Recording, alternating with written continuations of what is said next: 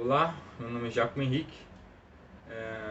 Eu fiquei com o tema 6, né, competência 4, e eu vou falar um pouquinho da seção 2 da modificação da competência, do artigo 54 ao 63, do novo Código de Processo Civil.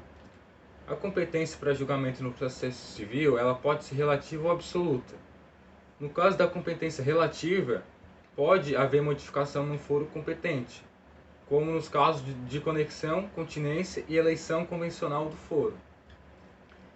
O artigo 54 diz assim: a competência relativa poderá modificar-se pela conexão ou pela continência, observado o disposto nessa seção. A competência processual ela nem sempre será absoluta ou imutável, né? A gente dando uma olhadinha no artigo 42 do novo CPC, observe-se as regras de atribuição da competência para processamento e julgamento das causas. Contudo, nesse artigo 40, no artigo 54 que eu estou lendo para vocês, ele prevê a possibilidade de modificação da competência relativa, né? Ou seja, da competência em razão do valor da causa ou do foro. Dessa maneira, o artigo 54 ele estabelece que a competência relativa ela pode ser modificada diante da conexão de ações ou da continência. Indo lá no artigo 55, diz assim: reputam-se conexas duas ou mais ações quando lhes for comum o pedido ou causa de pedir. No artigo 55, ele apresenta então o conceito jurídico de conexão de ações. Dessa forma, duas ou mais ações elas serão conexas quando lhe for comum o pedido ou a causa de pedir. Portanto, nessas duas hipóteses, retomando lá a redação do artigo 54, que eu li há pouco tempo, a competência relativa ela poderá, né, ser modificada. Indo ali para o artigo 56, né, diz assim: dá-se a continência entre duas ou mais ações quando houver identidade quanto às partes é a causa de pedir, mas o pedido de uma pode ser mais amplo e abrange o das mais, os da demais, perdão. A continência, então, é definida no artigo 56, né, que como a identidade das partes ou da causa de pedir entre duas ou mais ações, em que uma delas, contudo, possui pedido mais amplo que abrange os pedidos das demais. Ou seja, a continência ela possui como requisito mesmas partes, mesma causa de pedir e pedido de uma ação que contenha ou das outras.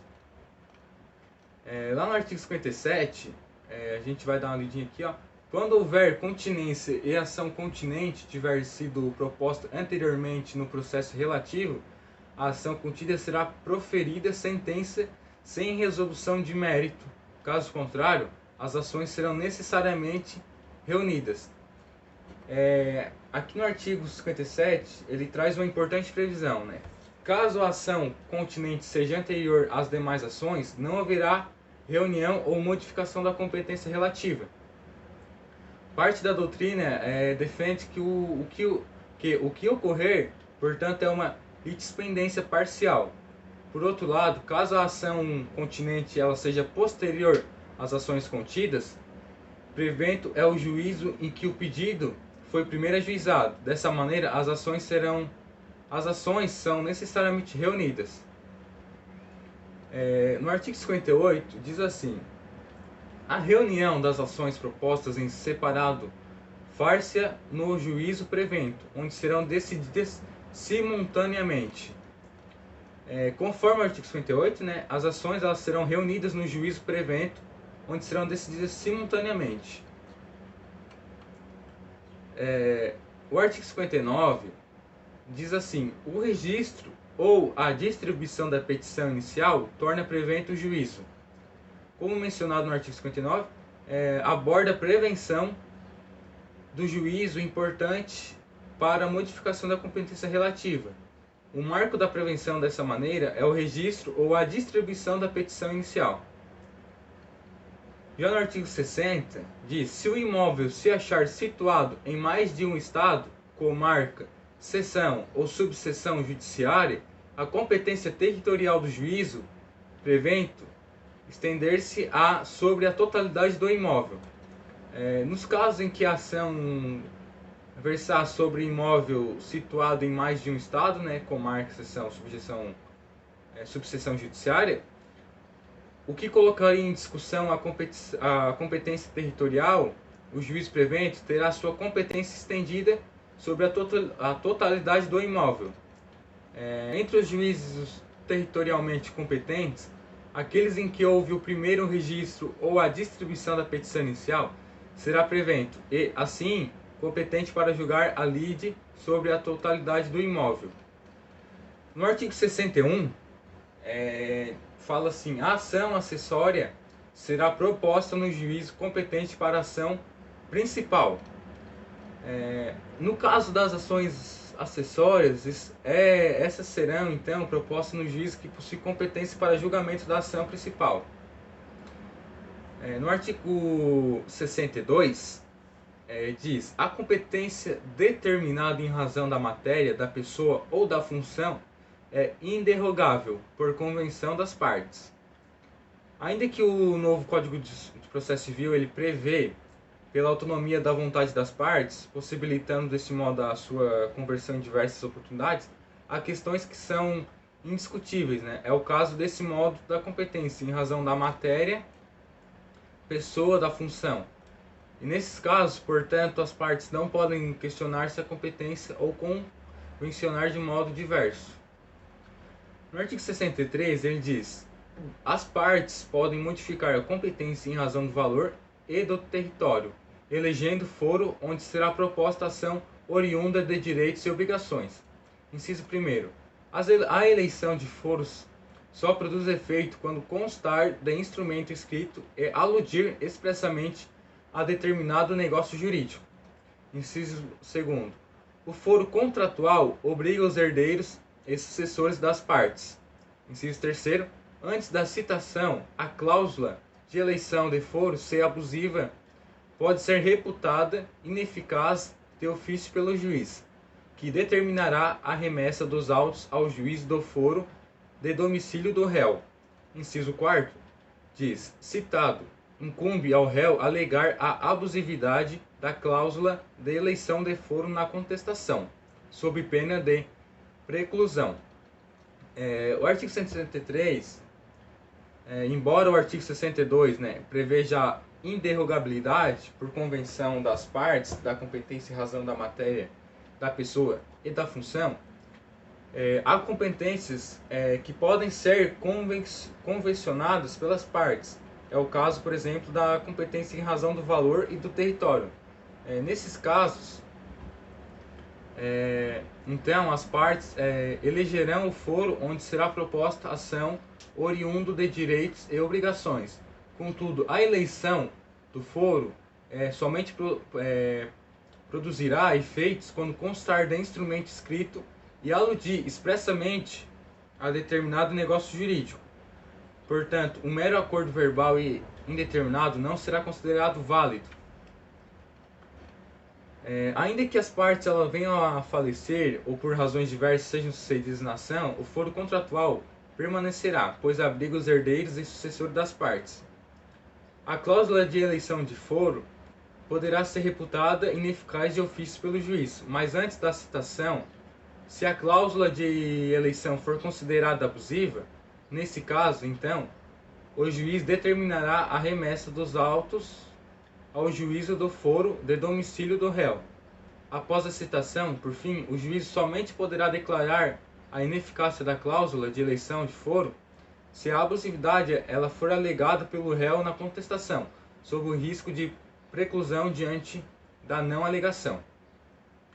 Então agora eu vou falar um pouquinho das três jurisprudências. E é isso, pessoal. Boa noite. Agora eu vou falar um pouquinho minha jurisprudência. Aqui é uma ação de inexigibilidade de débito com danos morais. O seu Luiz Alberto Barreto, ele fez uma apelação e faz uma sentença prolutada nos autos de uma ação da inexigibilidade de débito contra danos morais. Ajuizada apelante em desfavor do banco Olé Bom Sucesso Consignado. julgou extinto o feito sem julgamento do mérito. Inconformado, o seu Luiz Alberto ele interpõe um recurso de apelação. Em sua razão, ele requer preliminarmente o benefício da justiça gratuita. Ele alega que o juiz de primeiro grau ele não determinou a juntada de documentos, mas sim um esclarecimento sobre a eventual indispendência. E também, por fim, ele reforça o pedido do deferimento do benefício de justiça gratuita, alegando porque ele tem como uma única fonte de renda o seu benefício previdenciário e em montante inferior a um salário mínimo, e que ainda vem sofrendo diversos descontos a título de pagamento de empréstimos. E com essas razões, ele pugna pela reforma da referida sentença.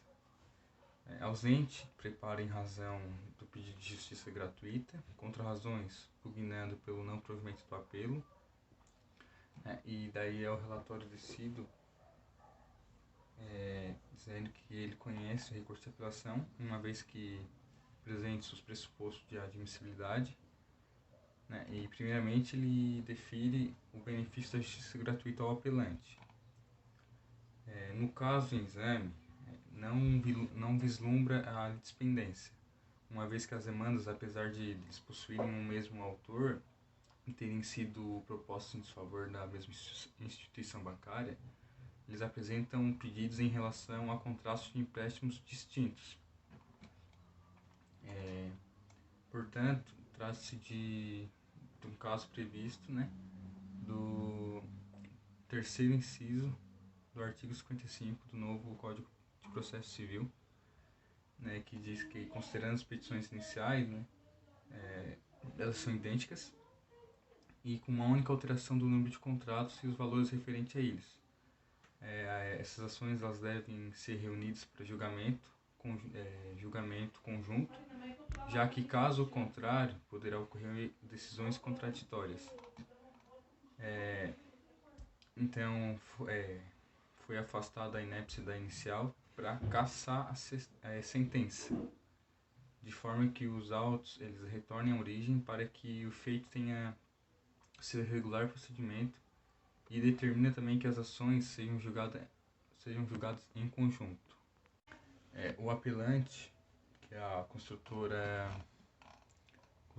Croma Ireli, ela descumpriu o prazo de entrega dos imóveis prontos, mesmo considerando sucessivos termos de aditamento, caracterizando aí então o inadimplemento contratual, que cabe à parte inadimplente pagar uma multa, que no caso não fere os preceitos de razoabilidade. Uma apelação parcialmente provida, e a multa, a Caixa Econômica entrou com uma ação, em face da construtora Croma, que pleiteia uma cobrança aí no valor de R$ 82.783,98 por inadimplemento de obrigação livremente pactuada, inserida no contexto do programa habitacional Minha Casa Minha Vida. Foi julgado procedente pedido, condenando a ré ao pagamento da multa contratual. Essa minha última jurisprudência, ela trata-se da origem de uma ação de obrigação de fazer. Ela é proposta perante a terceira vara civil da comarca de Balneário Camboriú, por Rodrigo Leal, contra o Marcelo Augusto. A meritíssima juíza de direito da terceira vara civil da comarca de Camboriú, ela reconheceu a conexão da demanda com a ação de reintegração de posse e declinou da competência para o processamento e julgamento do feito ao juízo da segunda vara civil de Camboriú. Por sua vez, o juiz da segunda vara de Camboriú, ele considerou-se incompetente para julgar a lide, haja visto que entendeu que não existe qualquer conexão e também porque a demanda que tramita em sua unidade jurisdicional ela já foi julgada, por isso suscitou o presente conflito negativo da competência. E aí designou-se o juízo suscitante para resolver em caráter provisório eventuais medidas de urgência.